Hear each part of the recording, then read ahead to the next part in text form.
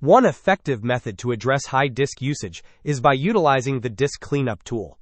Begin by searching for Disk Cleanup in your Windows search bar, and then open the application.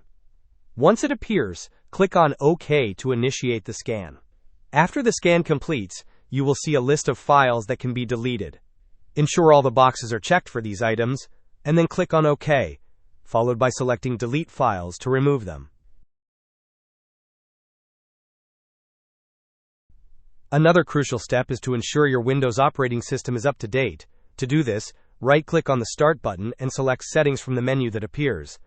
In the Settings window, navigate to the Windows Update tab. On the right side of the pane, you will find an option to check for updates. Click on this to see if any updates are available and install them if there are. Additionally, consider decluttering your Downloads folder.